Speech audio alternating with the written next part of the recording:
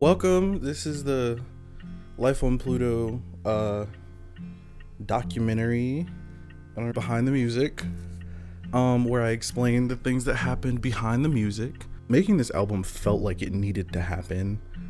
Like, it just kind of felt like it was in the path of the order of my life, you know? Like, I felt like this was a road that I had to cross, or burn the bridge, you know? One of those kind of moments. And I was really excited to start this album because it was so introspective, and it was something that I hadn't really thought much about. Like, all of the concepts and stuff that I explored in the album, I had obviously pondered on a surface level, but it's very esoteric, and all of the feelings that are felt are just so... I'm doing terrible. But I just knew it was going to be a journey making this album regardless. I knew I'd have fun making this album regardless, and I knew it'd be painful, which I feel like that's the key, you know? It has to, it's not a good road trip unless somebody gets lost, you know? It's one of those kind of things. This album, I was there need to be some tears shed, or else it's not going to be a good album.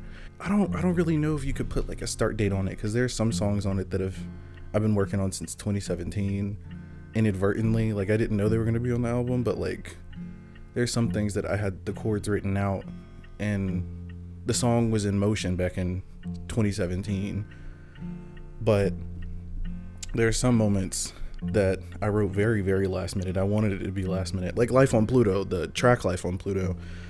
I made sure, I was intentionally, I want this one to be the last one that I finish. I want this one to be the most unanswered to me. Even I was I don't want to know what this song is about until it is absolutely done, and I finished it at the last minute. When I started writing it, I wanted it to go more in a new wave disco funk type vibe, because I was really starting to think I'd understood and found what sound I am. And the more I think about that, the more I'm there isn't an answer.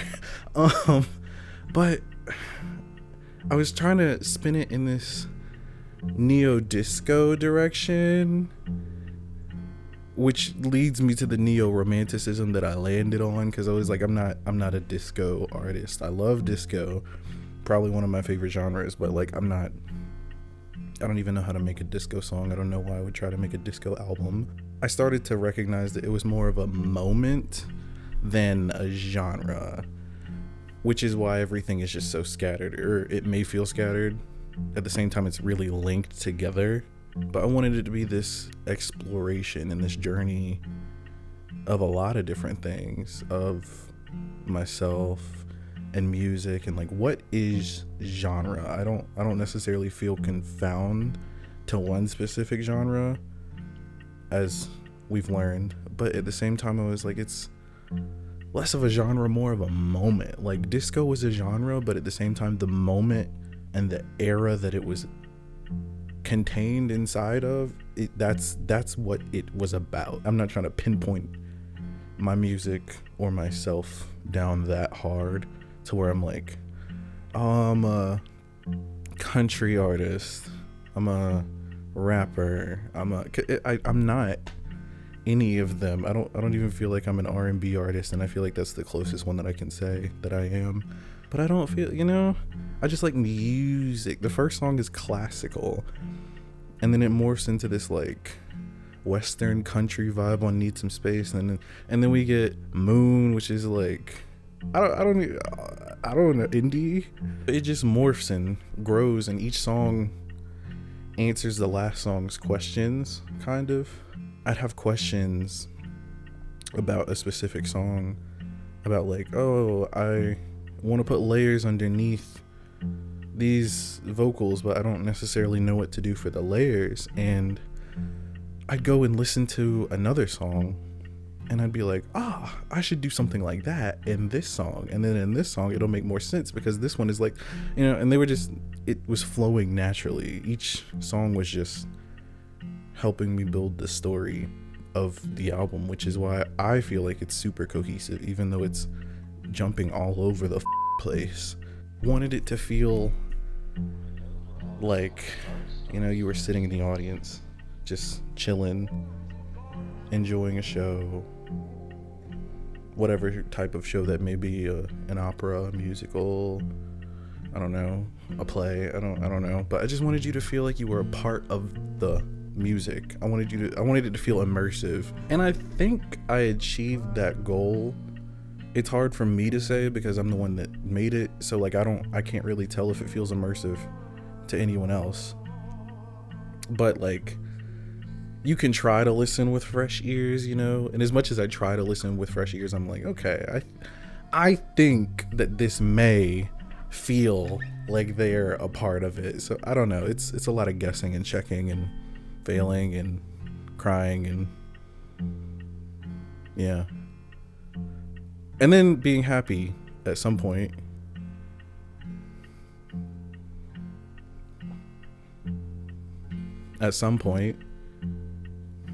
It was a fun process. I learned a lot about myself. I learned a lot about the world around me, and I learned a lot about a lot of things that we take at first glance to be negative. A lot of traits and toxicities within ourselves that we deem that we gotta expel that, exercise the demon, you know, just for feeling a certain type of way. And this album taught me that that's not, like, we can do that, that's great and all, but like every feeling that we feel is valid. It's what you do with that energy that makes you a criminal or not. You don't really get to choose how you feel, you just gotta listen to it and respond accordingly. And this album really sat me down and made me feel all of it, and shut me the up and made me address everything. But yeah, I'm probably just gonna go through all the songs and talk about them individually because I love all of them individually, and I think they all deserve their own shine. It's for New York, young and pretty. It's underwater!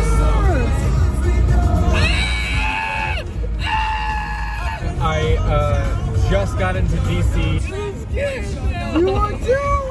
That street talk, the heart and soul of New York City.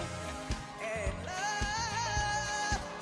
love is just a passing word.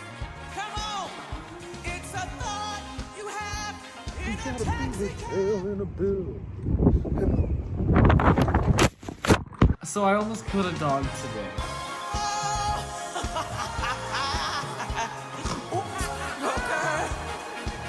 And guess what? No one opens the door. What if we had to go back to that? Native New Yorker. Here I go.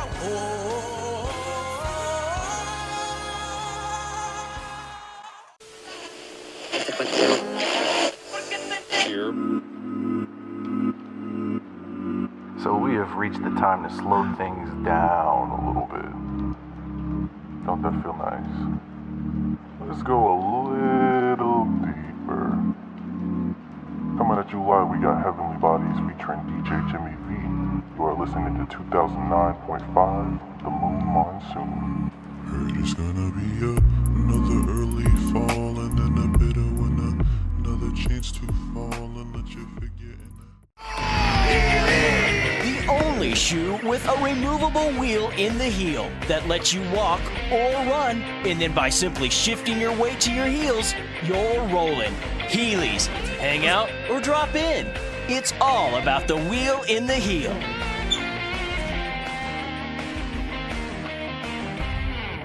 Heelys. Tonight at 11, the weekly forecast as well as how you can brace from sunburn, riptides, earthquakes, extreme highs and lows, hurricanes, and overt racism, homophobia, and sexism in the workplace. Tune into your favorite NC weather station with me, Devin Cessna. I'll be taking over for Greg Fisher.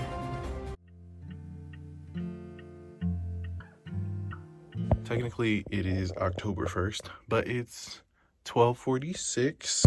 I just submitted the song. It's done. It's done. I also said that I was going to start the production on the documentary officially September 30th / right now. Neo-romanticism, I think is like the most perfect opener for the album that this is. But it's a beautiful opener. I like that I had my, moment where it was just strings and me, and I sampled Beethoven, I sampled Mozart. But I knew I wanted to like shout all the way back out to them and then bring it all the way up to present day. Like who are, I won't say the great minds, but like who is using their brain for art? Who is creating art? It doesn't necessarily matter that I'm the one singing it. It doesn't necessarily matter to me that I'm the one that wrote it. But I knew I wanted the content of this album to be out there. I knew I wanted to ask questions, and I wanted people to ask themselves questions. I wanted to shake some tables, and I feel like this was a great opener to announce that I'm table shaking. Need Some Space originated because I knew I wanted like a country western type vibe of a song, and I also knew I wanted to work with Caleb, and I knew it had to be like a lead single, like big production type vibe. It was a really fun song to write. I feel like it's really catchy. I feel like it very much has the lead single energy. I said it in the opener. It feels like a prologue because it kind of is, and then Need Some Space is like the real first track. Like the show is beginning, Act 1 has started. This is what you're getting yourself into. These are the themes. This is the plot. We're catching you up, sis. This is the tea. This is what happened. That's what Need Some Space feels like. And while we're telling the tea, we're riding horses through the desert. So it kind of has that vibe, and I love it. Caleb guided me a lot with this song. It was like, hey, I don't know if this works. I don't know if this works. And I was like, okay. Yeah, you're right. It always reasserts that you can't be like too married to any idea, and you have to be willing to let go of anything at any point. And Need Some Space really helped with that, because this is the one song that I really was like, okay, I know what I want to do. I'm nailing this down. This is the concept. These are the words. These are the melody. I had the melody in my head for months. And then we started actually working on it, and I was like, yeah, we're gonna have to toss this out the window. We're gonna have to toss this out the window. This isn't working. This isn't working. A fun song to write, a fun song to sing, a fun song to play in the car. I'm thankful for all of the features on this album, and they really ate me up. And I told them to eat me up, every single one of them, and they did.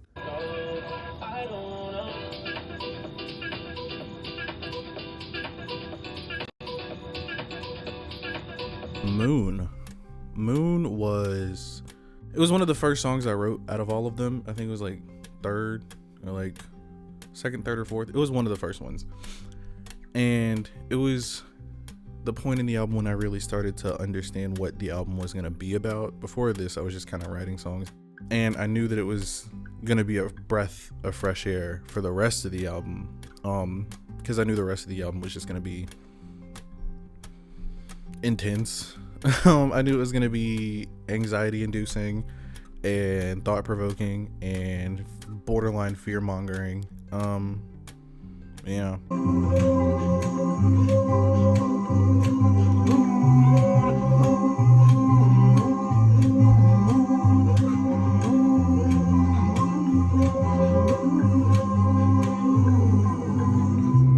It's just an unrequited list.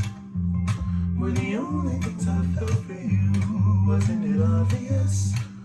And as I exhale and give my last farewell, I hope that the love you find is pure and true, 'cause ours was bound to fail. It comes right off of Need Some Space, which is like my Western cowboy fantasy.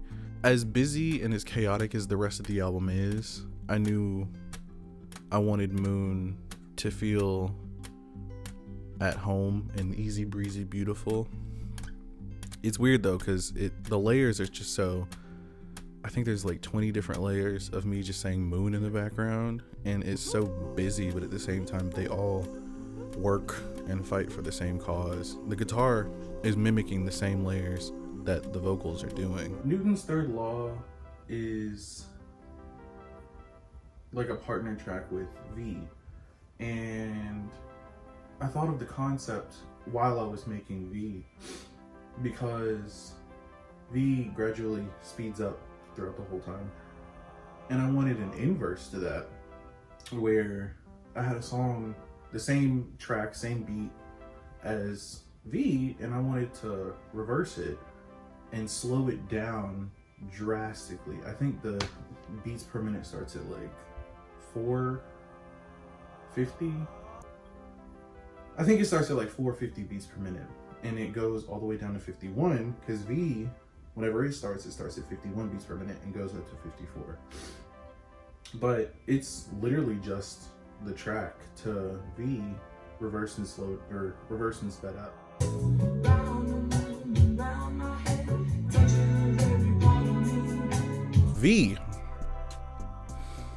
V was not the first song that I did. It was the first song that made me cry. Not because of the content. The content could, but it didn't. V, I had to start over 2 different times because it just kept messing up. Like the file kept actually like corrupting and messing up and like throwing all my off. And every time I started over, I couldn't just like copy and paste the track onto a new track, because it would like flip everything around and move things around. I did not meet that deadline. It's almost done. I think there's like 5 songs left out of 15. One of them really just shit the bed though, like a couple days ago, and I have to like completely redo it because Logic is a piece of shit. And V also gradually speeds up the whole time. It starts at I think 51 beats per minute and it goes to 54. Not a lot, but gradually it speeds up, and it makes a difference. It makes a very big difference, because in the beginning of the song it's just kind of like, but at the end it's like grooving, you know, it's grooving. But because of that, I couldn't just copy and paste the song onto a track. I had to like cut and then put those 3 seconds there, and then cut these 3 seconds, because it's gradually speeding up. Like I can't just, and I had to restart it. And whenever I finished it, I did all of it in a day, and I almost drove myself crazy. But I did it, finished it, saved it, and then I went back to it the next day, and it had the same issue. And I bawled my eyes out, first of all, but I almost lost it. Like, I almost lost it, because the song was my baby. Like, it was the big one that I had worked on, and I knew it was going to be a single. And I liked the content. I liked where it was going. I like that V is speed, and it was speeding up. And then I had the concept for Newton's Third Law in the work. So it's like, okay, it'll be like, they're like partner songs. Newton's Third Law like slow down really quickly, and V will speed up like gradually, like they're partners. And then that happened, and I was like, so I cried. But I didn't give up. I redid the song again. It literally took my whole weekend, both Saturday and Sunday. I was really upset about that, but what are you gonna do? But I love that song. It's growing to be one of my favorites, because it's so positive and forward thinking, and it's about negative circumstances, but V in physics is represented, it's speed equals distance divided by time. And the whole song is literally about me finding my space distance away from this situation or person, whoever or whatever it may be. Very ambiguous, very vague. And allowing myself time and the space to grow and project myself trajectory to another space and time and location. But that's where it gets tricky, because you can run away and separate yourself from a situation however much you want to, but if you're not pointing that arrow in the right direction, you could end up right back in the same situation that you were in.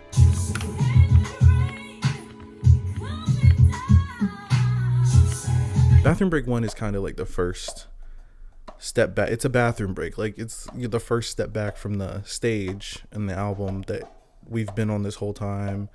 And this, I won't say facade, but like, because it's not a facade.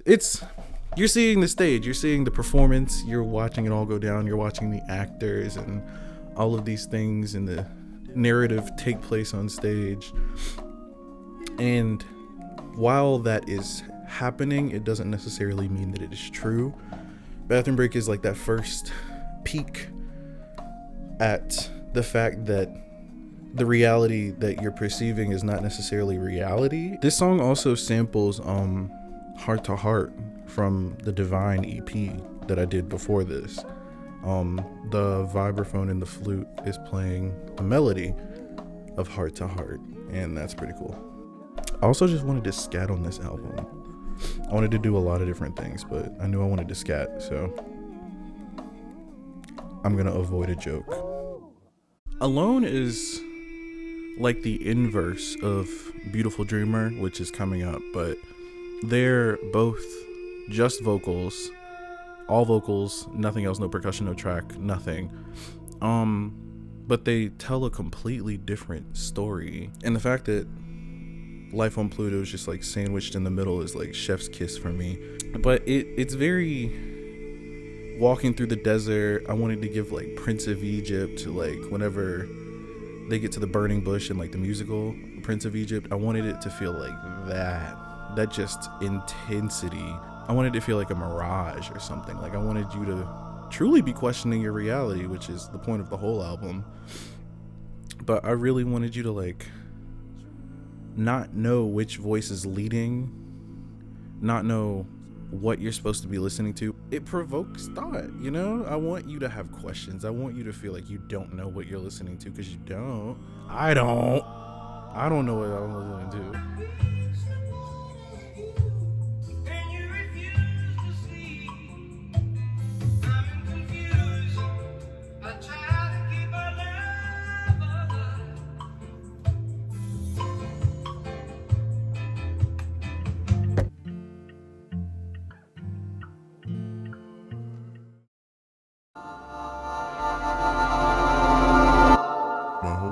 I felt like my body was just some kind of avatar for the man pulling the strings from above. But after so long, you can't really tell what's real anymore. If you're the man or the avatar, drowning or floating, existing or living. I mean, nothing is real until you acknowledge it to be in your reality, which is vastly different than everyone else's. So you tell me, what is real?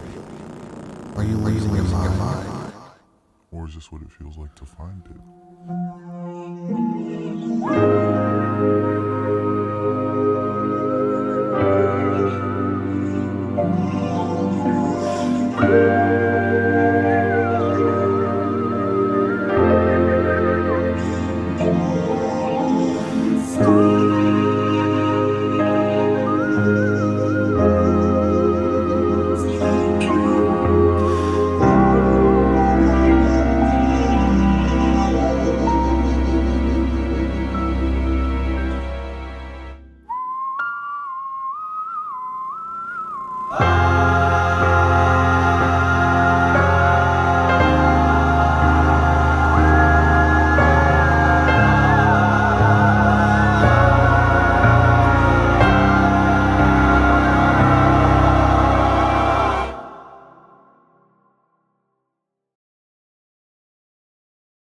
Tired of breathing all the time? Does the ever-present inhale and exhale of oxygen stress you out?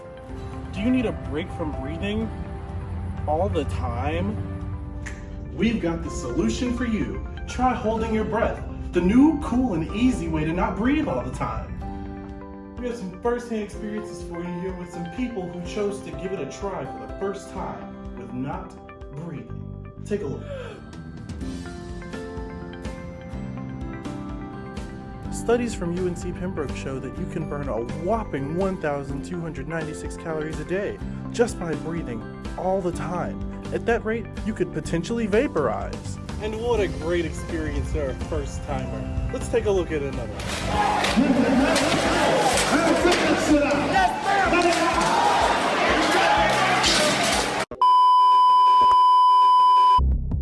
Nick Rumbo, friend or foe?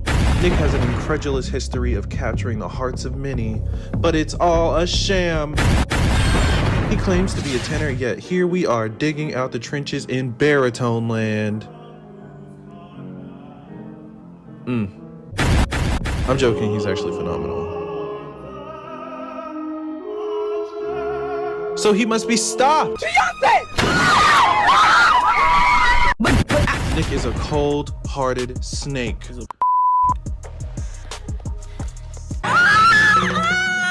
Yes, she did. Is dark-sided. She said her whole house is. She is dark-sided. Smile about that, fat.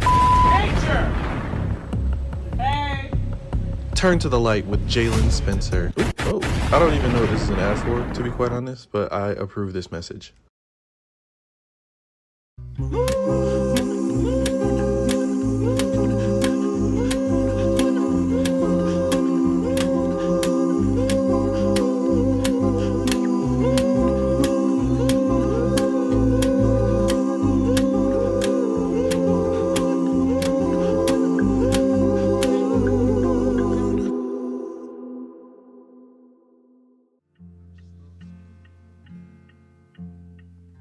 I'm doing one of the many demo screening sessions for the album that I've done over the past couple months. I usually do them like monthly, but sometimes I don't. I'll take everything that I have and I'll listen to everything and write very disparaging, bitter notes about myself and the songs and why everything is shit, to motivate myself to work harder. And it works very well. I'll just listen to every song all the way through in succession of the album so that I can get a feel of the album, because I want to hear the album just as much as anybody else does. And nobody ever talks about that part. It's due September 30th. And it is July 14th. It's encouraging. It's encouraging. I need it. It's feedback. Life on Pluto. This is the 8th song on the album. I made it the middle very intentionally. I wanted it to be, I don't know. This one is just so esoteric and it leaves me with a lot of questions. I'm sure it leaves you with questions too. I knew I wanted to tie a lot of the elements of the album together with this song, and I feel like I did, obviously, because they're in the song. I wanted throughout all of these songs, I wanted the theme of not knowing and questioning what you're listening to be at the forefront. And this song specifically really harps on that, because you don't really know what you're listening to. You don't know if it's a song, you don't know if it's a compilation of songs, you don't know what it is at all, actually. And it really isn't a song, because Life on Pluto, I wrote the track, I wrote the verses, I wrote the chorus, I wrote the song, and then I was like, this feels too easy to listen to. Form isn't really sitting with me for a song that is formless. So there are verses and choruses to the song that just aren't on the song because I cut it out. I wanted the questions to beg of more questions, and I wanted it to be hard to interpret because it was for me. I wanted to process the albums through time. I didn't really want to put the album out and be like, okay, I have all of the answers, I know all of the answers to the questions, I know what I'm talking about, this is my album. I wanted to experience the music with everyone else. It gives me what I feel like Life on Pluto would be like. I feel like I'm just stranded and I don't know what's happening at all, even though it's my own song, but like there's just nothing to grasp onto.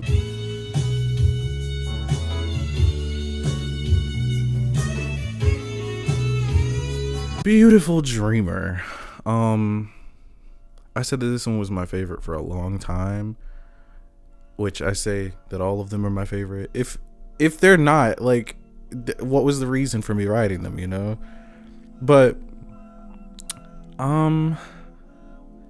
it's all layers. There's no tracks, there's no percussion, there's no synth, there's nothing. It's all my voice. And I think it ended up being like 150 layers of just my voice. And they're all moving at what seems like random intervals, but they're all moving at their own specific rate and time. And the chord progression with the combo of the motion that they're doing just feels so like sound bathy. Like I feel like I'm being cleansed. And then that coming off of Life on Pluto is just like, I feel like it's so necessary, because Life on Pluto answers nothing. It leaves you so confused that I feel like that point of clarity with Beautiful Dreamer is necessary. And then for Beautiful Dreamer to tie into Heavenly Bodies, that transition is my favorite transition on the album. Well, I really like Newton's Third Law in the V, but Beautiful Dreamer, and then the way that I utilize the sample of Beautiful Dreamer on Heavenly Bodies, I really enjoy. I'm really proud of. I was not really a producer before this album, but like after this album, I'm like, okay, I know what I'm doing now. I hope. Who knows? My favorite songs are, like, I always say this, the ones that are like a minute and a half long are always my favorite songs. Like the Kiss from the Aladdin soundtrack is damn near my favorite song of all time. And it's so short. It makes me so sad, but I think it's all instrumental. But that's the moment that they kiss on Aladdin, and it's just like this orchestra behind them, like framing it out. And every time I hear that song, I'm like, so that's the kind of vibes that I get from Beautiful Dreamer. I need water, but I'm getting coffee. Because I finished this song yesterday, I'm definitely buying like 4 bottles of wine and then some like cheeses. I'm just having a wine tasting all day, starting at 2 p.m. Be there, be square. Oh, Heavenly Bodies. This song was gonna go a completely different direction. I wanted it to sound a lot more, it sounds R&B, but I wanted it to sound a lot more like this new wave of R&B that people are making with, I don't know how to explain it, but whatever. And it didn't turn out that way at all. It's very old R&B, actually. I kind of threw it back to like Quiet Storm Radio, and we sound like radio announcers, and I wanted to have the deep voice and everything, and it really started to progress and reveal what it was going to be to me rather than trying to make the song. Beautiful Dreamer kind of came to this counterpoint where I was asking this question of like, what does that mean? Like, what's coming next? And it was unresolved for a while. And then Heavenly Bodies came along and answered the question that I was asking from the last song. And that's how it faded into Beautiful Dreamer and Heavenly Bodies. And they just started flowing and meshing with each other. And I started editing them in tandem so that they were more cohesive, because they were making themselves cohesive. And then I had the idea to make the layers from Beautiful Dreamer the like sample in the background of Heavenly Bodies. And whenever I like slowed that down and then I added my vocals on it and then I made the beat, I was like, okay, I'm seeing the picture now. I'm getting it. I love it. And I was like, this is like Noah's vibe. Like, I should have Noah on this song. But I knew that he would understand where I was going with this song, because it's in his ballpark. And I feel like all of the features that I had, I was in their ballpark, you know? I don't really know what genre any of these songs are, but I knew that the songs that I worked on with the people that I worked on them with, that they'd understand my perception of what I wanted that song to be. Great minds think alike. I don't want to say it's the turning point in the album, because it's not, but it's kind of reaping of the benefits of the turning point, if you will. It's kind of the first point where, like, I've been prophesying in this album the whole time, not the whole time, but like I've been prophesying that like eventually this axis of this planet will turn, eventually this situation will turn around and something will come of it. And Great Minds Think Alike is kind of like the first time you see the sun on the horizon. Those lyrics are in there. But it's like the first time you see the sun on the horizon of this dark side of the moon type vibe where you're like, okay, I'm freezing. It's nothing but darkness. Everything is abysmal. But it was a fun song to write, a fun song to sing. I had to retake it several times.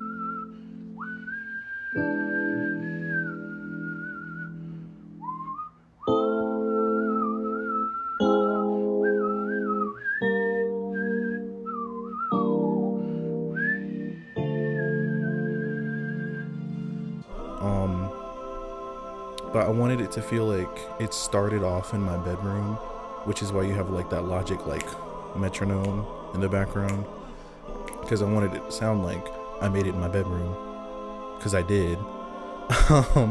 But it gradually grows whenever the layers come in and then the strings come in and the space widens into this big open area with all of this reverb and juicy harmonies.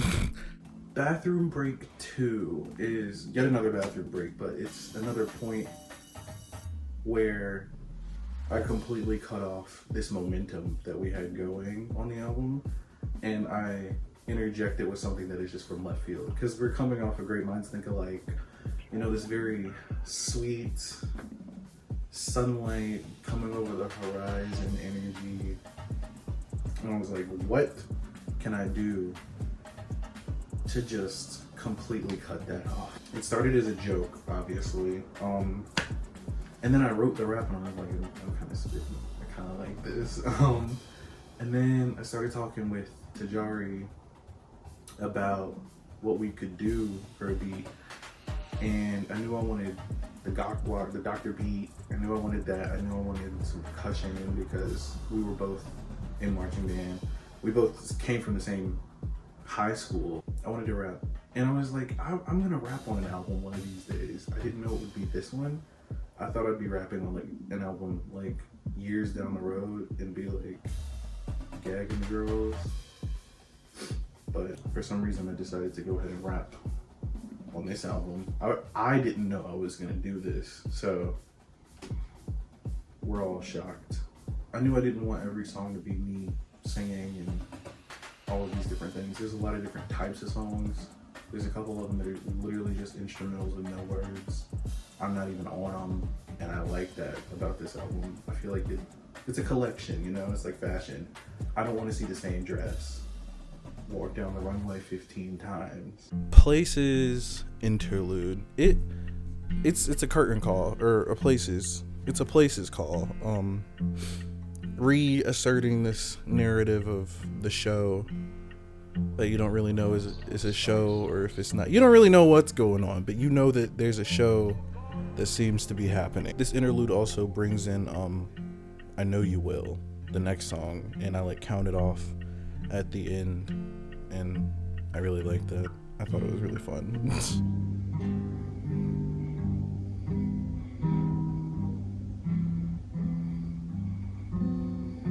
Know You Will was the first song that I wrote on the album, and whenever I wrote it, it was right after Divine, and I finished Divine. I put it out like September 10th. I remember that. Stay with me. And I put it out, and I was like, okay, I need to take a break because I feel real burnt out, and I was rushing to finish a lot of things at the last minute. But I was like, I have this song on my mind. Like, I know I want to break, but I have a song that I want to finish. So I took a break from everything for like a week. And then after that week was up, I wrote I Know You Will, literally in one night. I knew all the chords, I knew all the lyrics, I knew how I wanted it to sound. I knew all the melody. I wrote the song in one night because it had just been on my mind for like, I think 2 months at that point.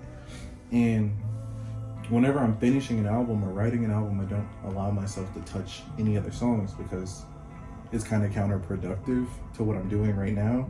So it was just hard to have it in my mind for 2 months and not do anything about it. A lot of these experiences that I'm talking about on the album, I didn't necessarily experience, but I had the feeling, and the feelings drove the music. I didn't necessarily need to experience a specific thing, but I knew how that emotion felt. So painting a picture around it wasn't necessarily hard. And this song is like, I call it my death lullaby because it's 7 minutes long and it sounds like a lullaby and it's really soothing. And I feel like you can fall asleep to it. I have fallen asleep to it before. You know, editing a 7-minute song that sounds like that isn't necessarily the easiest thing to do at 3 a.m. Vanishing is the end of the album. It's the last track. And I knew I wanted like a Fine Line by Harry Styles type, like big closer. But at the same time, I knew it had to re-articulate this question of questioning everything. And I knew I just wanted to leave you confused. I wanted to leave myself confused.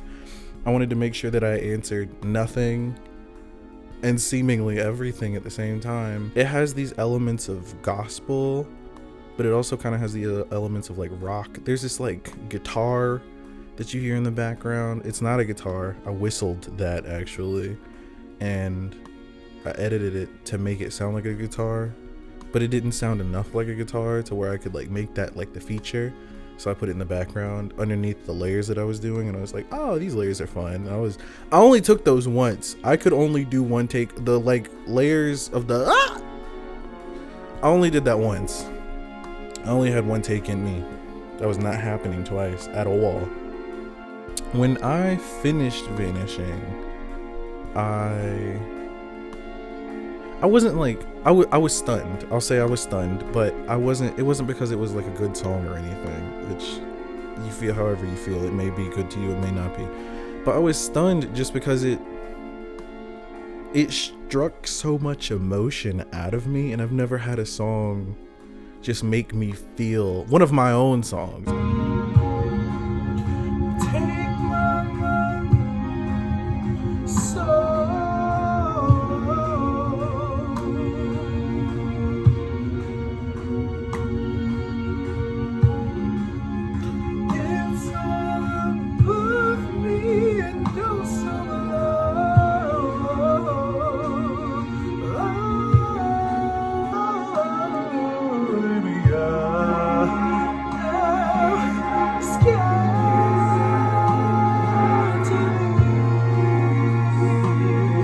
Made me confused. It made me anxious, very anxious. It made me feel insecure. And like, that was the goal. That's what the album's about. And it's about addressing all of that and learning from it. But you know, what a way to close the album out. Like it's really a test, I guess, where you're like, okay, we've talked about these things throughout this album. Have we learned from it? And the answer was no, at least for me. It could be different. I don't know. You live the life that you live, but for me, it wrecked me, baby.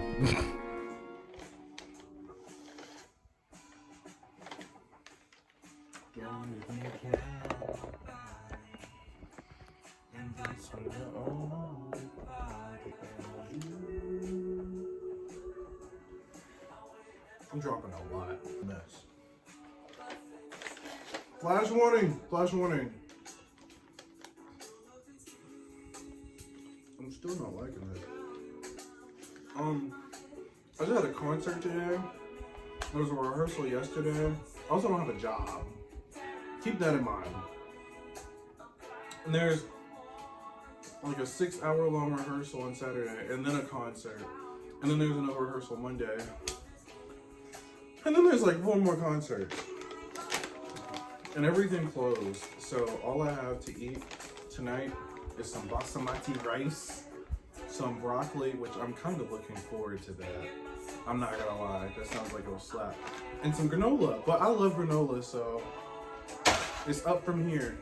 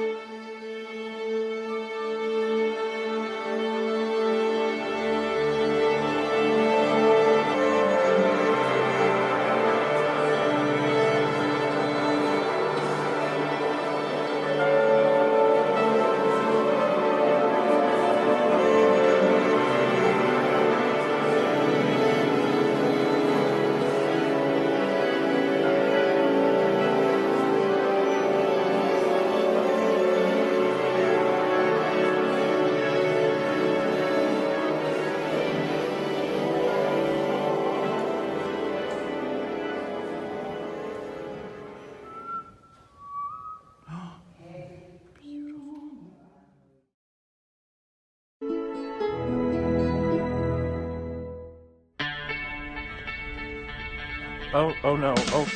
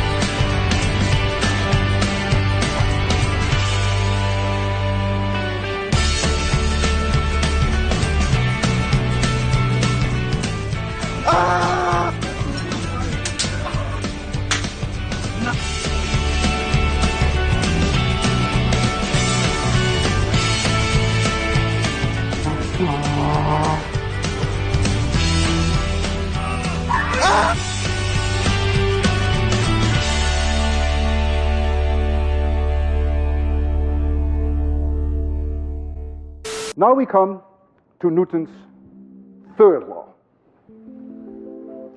If one object exerts a force on another, the other exerts the same force in opposite direction on the one. I read it again. If one object exerts a force on another, the other exerts the same force in opposite direction on the one. And I normally summarize that as follows, the third law, as action equals minus reaction.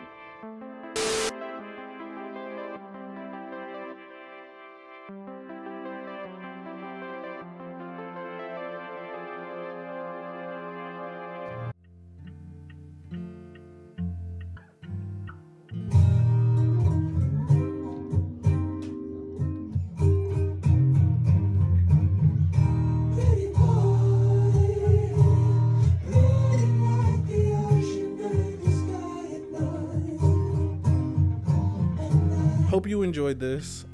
Full transparency, this was really awkward to film.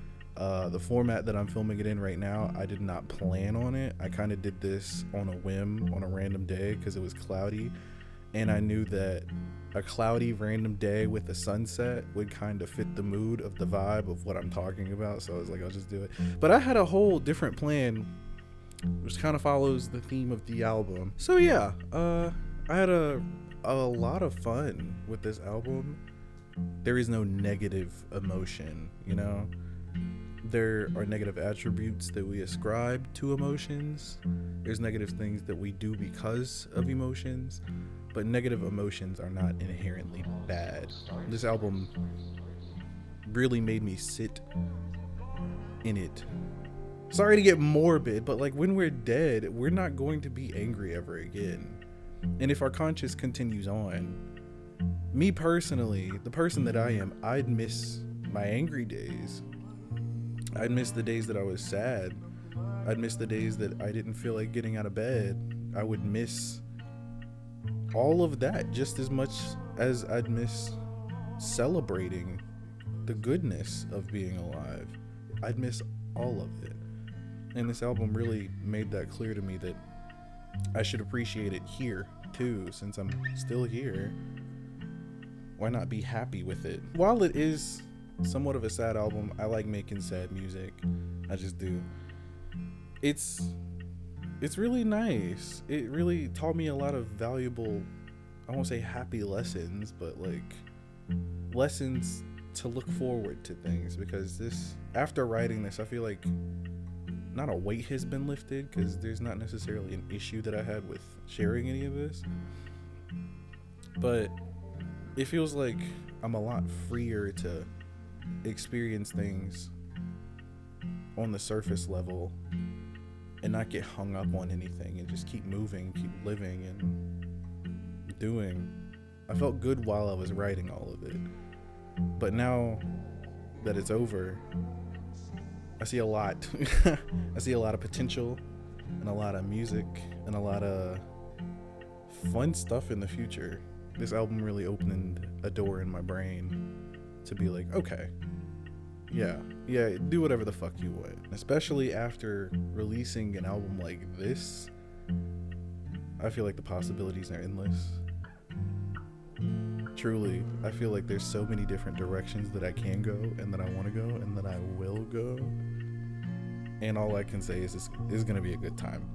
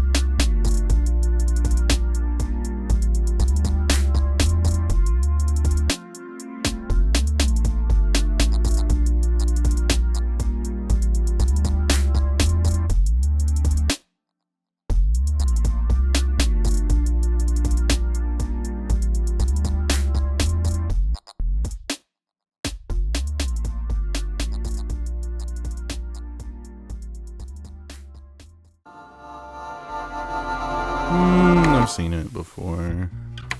Seen it. Bro, they're just showing reruns today. Oh my god. I just want to watch something new, bro.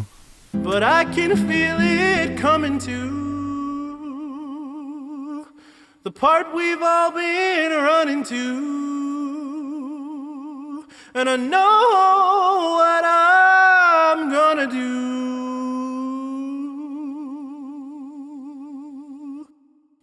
I'll keep on walking on the moon.